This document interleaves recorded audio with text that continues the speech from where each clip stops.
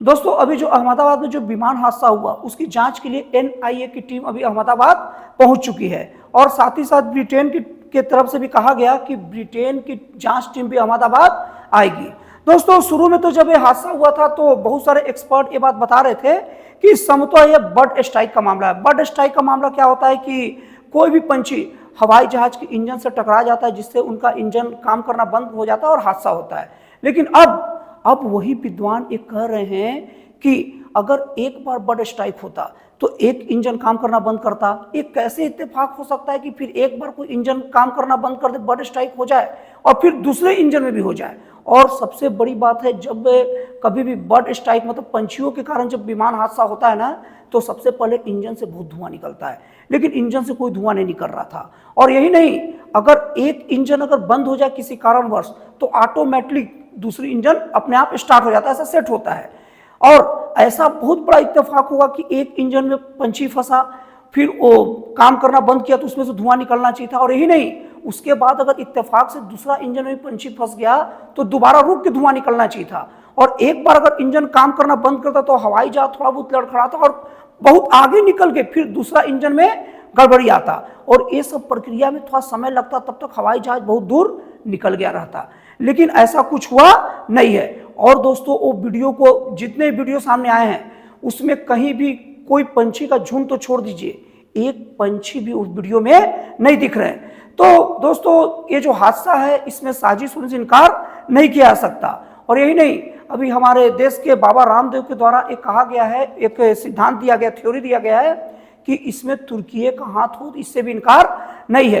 दोस्तों ये बाबा रामदेव ही नहीं, पूरे देश के बहुत सारे लोगों के दिमाग में ये बात है कि तुर्की का हाथ हो सकता है। और तुर्की का हाथ होने के लिए बहुत सारे ऐसे पहले के प्रमाण प्रस्तुत है जो अभी, जिस पर हम लोग भी चर्चा करेंगे। और चर्चा करने के बाद आपको भी अनुमान लगाने में बहुत ज्यादा सुविधा होगा ये हादसा है या कोई ये साजिश है। दोस्तों इस बात को समझने के लिए ना, हमको कुछ सप्ताह पहले जब ऑपरेशन सिंदूर चल रहा था हमारे देश में, उस घटना पर और देश के बाहर की कुछ घटनाओं को पहले समझना पड़ेगा। और उन सब घटनाओं को एक साथ अगर मिलाकर समझेंगे ना तो आपको बहुत ज़्यादा समझने में आसानी होगा कि ये हादसा है या साजिश है। दोस्तों सबसे पहले हम लोग देख लेते हैं कि जब हमारे देश में पाकिस्तान के द्वारा पहलगाम पर आतंकी हमला 22 अप्रैल 2025 को किया गया था, उसके बाद भारत सरकार के द्वारा ऑपरेशन सिंदूर चलाया गया था पाकिस्तानी आतंकी को निशाना बनाकर उन्हें खत्म करने के उद्देश्य से। और इसी मतलब ऑपरेशन सिंदूर के समय एहसान फरामोश देश तुर्की, वो क्या किया, एक जहाज भर के पाकिस्तान को अपने ड्रोन भेजे।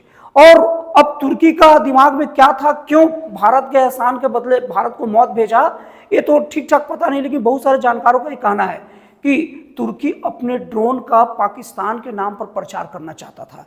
वो ये बताना चाहता था कि हम पाकिस्तान को जो ड्रोन दे रहे हैं वो देखो, अगर वो ड्रोन का अगर हमला सक्सेस हो जाता तो तुर्की पूरे वर्ल्ड को बताता कि देखिए हमारे ड्रोन कितना दमदार है, कि इतने ताकतवर देश भारत को भी और पाकिस्तान की इतनी कमजोर स्थिति में ड्रोन मतलब बड़े से बड़े देश को मजा चखा सकता है।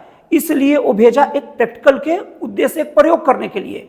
और इसके पहले तुर्की अजरबैजान को भी ड्रोन दे चुका था।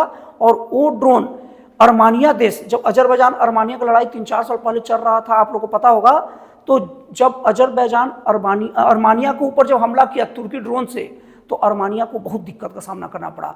अर्मानिया को बहुत सारे अपने इलाके को खाली करना पड़ा और अजरबैजान जबरन कब्जा करके रखा था। और अगर पाकिस्तान में भी अगर एक सक्सेसफुल हो जाता तो तुर्की की ड्रोन की बहुत ज़्यादा मांग बढ़ जाती। लेकिन यहाँ उल्टा ये हुआ कि भारत का आकाश तीर सिस्टम तुर्की के पूरे ड्रोनों को समाप्त कर दिया हवा में ही, और 100% एक्यूरेसी के साथ पहला एयर डिफेंस सिस्टम वाला देश बन गया। अभी तक इजराइल का 98 पॉइंट समथिंग कुछ स्ट्राइक रेट मतलब डिफेंस सिस्टम का बचाने का रेट था, लेकिन भारत अभी तक वर्ल्ड का नंबर 1 देश बन चुका है। अब इसके साथ ही साथ यह बात हुआ कि अर्मानिया भी भारत का आकाश तीर डिफेंस सिस्टम खरीद कर रखा था, तो अर्मानिया को लगा कि वहां काम किया है क्योंकि ड्रोन भी वही है, तो अर्मानिया ने क्या किया कि आकाश तीर का प्रयोग शुरू किया, तो वो भी अजरबैजान की हालत खराब कर दिया। मतलब जो इतने सालों से परेशान था अर्मानिया अजरबैजान के और तुर्की ड्रोन से, तो उससे निजात पा लिया। तो अब पूरे वर्ल्ड में मैसेज चल गया कि तुर्की के ड्रोन में दम नहीं है, भारत का आकाश तीर में दम है। तो तुर्की जो एक्ट करने के लिए आया वो तुर्की के ऊपर उल्टा असर पड़ गया। इसलिए तुर्की बहुत ज़्यादा दुखी और नाराज था भारत से। और यही नहीं, अभी उस तुर्की के सेलेबी जो कंपनी है, जो भारत के हवाई एयर बेस सिस्टम, हवाई जहाज में सुरक्षा के इंतजाम देखते हैं, एविएशन को देखते हैं, सब चीज तुर्की का कंपनी सेलेबी देखती है, जिसका भारत साथ करार भी है। लेकिन जब तुर्की का ये हरकत को देखकर भारत सरकार वो करार को तोड़ दिया। अब हमारे देश में पूरे सिस्टम को क्या हो जाता है, ऐसे समय जब सरकार अच्छे काम करने को आती है, ये मामला कोर्ट चला गया और कोर्ट में वहां के बंबई हाई कोर्ट चला गया और बंबई हाई कोर्ट के जो जज है ना, वो तुर्की के वो सेलेबी कंपनी के पक्ष में फैसला दे दिए। अब उनके दिमाग में क्या चल रहा था मुझे नहीं मालूम। उन्होंने ये भी नहीं सोचा कि सुरक्षा का मामला है, तुर्की जैसा देश जब बाहर से हमला कर सकता तो अंदर से भी अपने कर्मचारियों के साथ, अपनी कंपनी के को अपने साथ मिलाकर अंदर में स्ट्राइक कर सकता, तो देश के लिए बहुत खतरनाक होगा। लेकिन बंबई हाई कोर्ट ने सरकार की एक न सुनी और अगले तारीख के लिए जो तुर्की के ऊपर, अगर ऐसा होता ना कि तुर्की के कंपनियों पर बैन लगा रहता और अगली तारीख को सुनवाई के लिए बोलते तो बात समझ में आता। हालांकि होना भी वो भी नहीं चाहिए था, तुर्की का कंपनियों को डांट देना चाहिए था कि देश की सुरक्षा के साथ कोई खिलवाड़ नहीं, जाकर अपने देश के अपने राष्ट्रपति से पूछो कि तुम ऐसा क्यों करते हो। लेकिन नहीं, बंबई हाई कोर्ट ने सीधे कहा कि अगली सुनवाई होने तक तुर्की कंपनी का काम जारी रहेगा, उसके कोई भी कर्मचारियों को तुम डिस्टर्ब नहीं करोगे। अब यहां पर थोड़ा सा स्टोरी को पॉज करते हैं। अब हम लोग स्टोरी, ये तो अपने देश से इसका स्टोरी हो गया, देश से रिलेटेड। अब हम लोग इसके बाद में मामला दूसरे देश का देखते हैं। यूक्रेन ने क्या किया कि लगभग 1.5 साल तक रसिया के अंदर अपने आदमी को भेजकर रैकी की, उसके पूरे एयर बेस सिस्टम को समझा और जाना। और रसिया ने ये कहा कि यूक्रेनी नागरिक ही तो है और उसकी नागरिकता से मतलब क्या करना, वो हमारे देश में काम कर रहा है। और जो यूक्रेनी नागरिक था वो बाकायदा एकदम साफ साफ वीजा पर हूँ पूरा बता कर रखा था कि मैं यूक्रेनी नागरिक हूँ, बस यहाँ काम करता हूँ। और वो पूरा रेकी किया। 5 बड़े एयरबेस रसिया के उसको निशाने पर था और एक एयरबेस तो लगभग रसिया के बॉर्डर से 4000 किलोमीटर अंदर था। अब तुर्की ने पूरा मदर सॉफ्टवेयर यूक्रेन ने पूरा मदर सॉफ्टवेयर बनाकर रखा था और उसने जब हमला शुरू किया तो रूस के 5 बड़े सैन्य ठिकाने एयरबेस को तबाह कर दिया। आप लोगों को बता दूं, रूस का 33% एयरबेस तबाह हो गया। रूस को इसमें 7000 अरब डॉलर, जो बहुत बड़ी रकम होती है, उसका घाटा लगा। एक घाटा का प्रमुख कारण था कि अगर जब युद्ध चल रहा हो या कोई दूसरा देश हमारे विरोध में हो तो उसके देश के नागरिकों को हम रख नहीं सकते, केवल नागरिकों को रूस रखा था। और यहाँ पर भारत सरकार के अंदर वो नागरिक, तुर्की के वो नागरिक भारत के अंदर नौकरी कर रहे हैं और वही सुरक्षा वाली नौकरी कर रहे हैं। और भारत सरकार ने तो अपनी जिम्मेदारी समझते हुए उनको बाहर कर दिया। लेकिन कोर्ट के जो जज है ना, वो जनाब को ठीक नहीं लगा।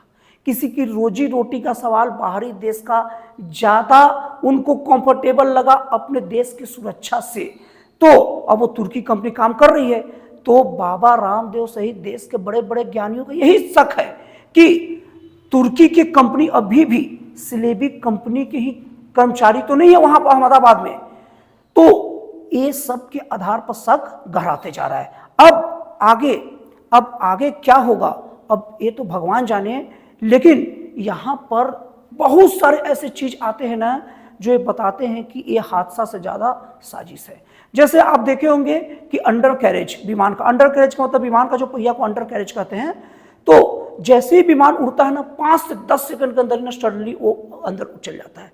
लेकिन अंडर कैरेज इतना दूर उड़ान भरने के बाद भी 675 फीट लगभग ऊपर उठ गया था, उसके बावजूद भी अंडर कैरेज बंद नहीं हुआ था। अब इससे एक मतलब संभावना जताई जा रही है कि विमान जैसे ही टेक ऑफ लिया ना, तुरंत पायलट को पता चल गया कि विमान में कुछ खराबी है। लेकिन पायलट कुछ सोच पाता तब तक ये हादसा हो गया, क्योंकि खराबी है इसीलिए शायद वो मतलब जो पहिए था उसको अंदर नहीं लिया कि फिर दोबारा कोई भी लैंड मुझे कराना पड़ जाएगा।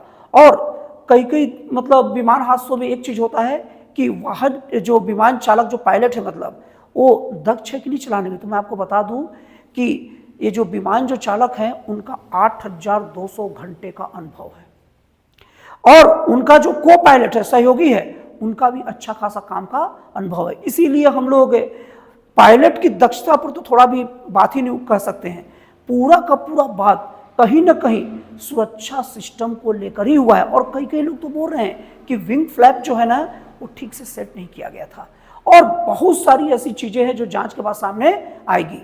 तो दोस्तों आपको वीडियो में ये एनालिसिस कैसे लगा कि ये हादसा है कि जांच है, और आपको क्या लगता है ये हादसा है या जांच है, प्लीज मुझे कमेंट करके बताइएगा।